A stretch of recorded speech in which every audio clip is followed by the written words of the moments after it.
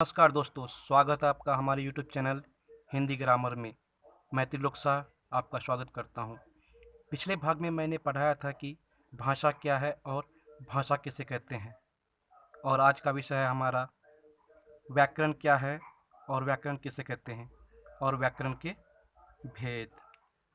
तो पिछले भाग में मैंने पढ़ाया था कि भाषा क्या है, दूसरा था कि भाषा किसे कहते हैं।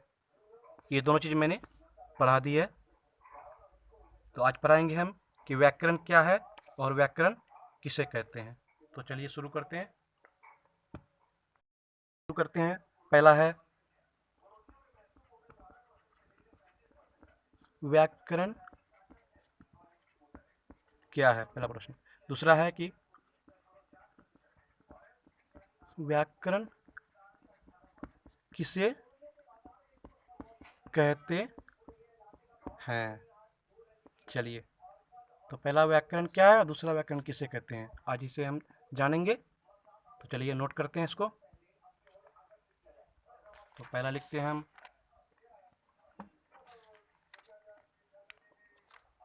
कि व्याकरण क्या है।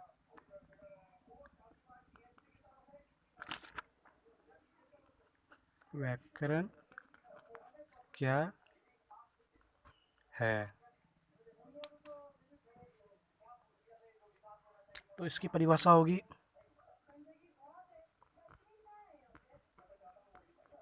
चलिए परिभाषा लिखते हैं।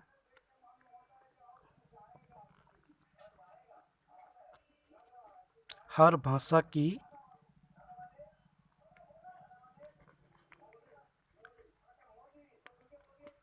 सही व्यवस्था के लिए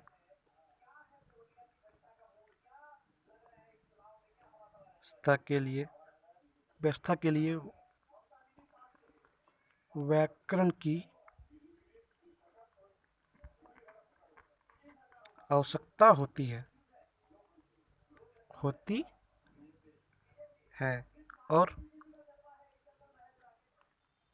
और व्याकरण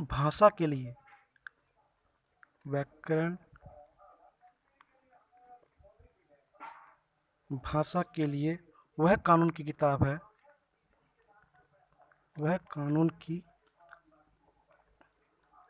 किताब है जो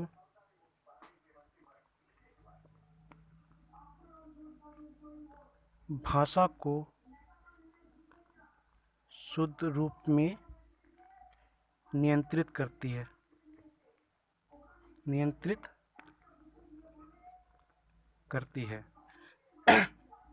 तो कहने का तात्पर्य है कि हर भाषा की सही व्यवस्था के लिए व्याकरण की आवश्यकता होती है, और व्याकरण भाषा के लिए वह कानून की किताब है जो भाषा को शुद्ध रूप में नियंत्रित करती है। अब जैसे हम किसी भाषा को लेते हैं, जैसे मान लीजिए, जैसे में हम कहते हैं मेरे को प्यास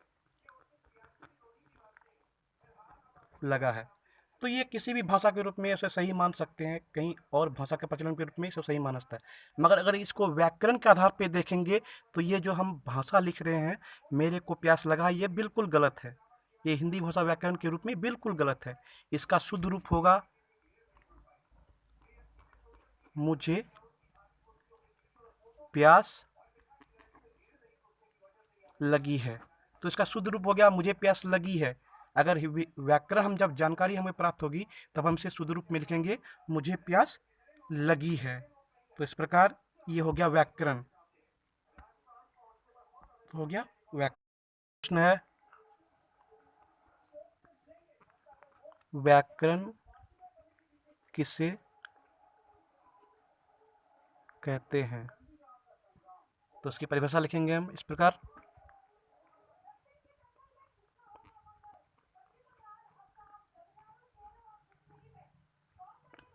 कि व्याकरण उस शास्त्र को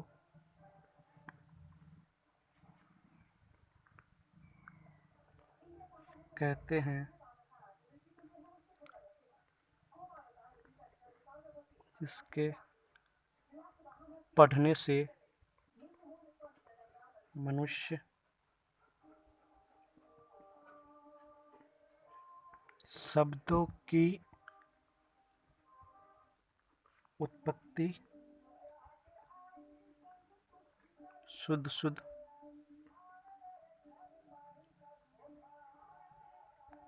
लिखना और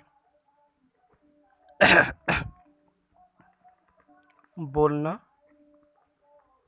सीखता है।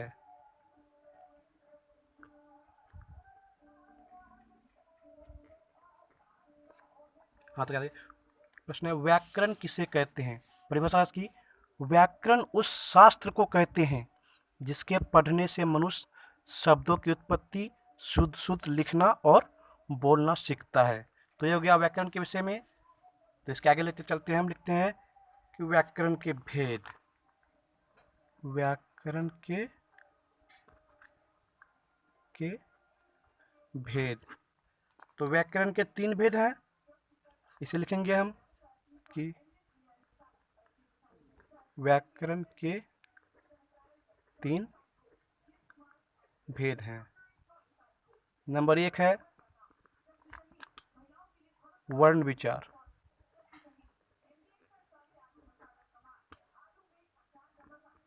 नंबर 2 आपका शब्द विचार। और नंबर 3 है आपका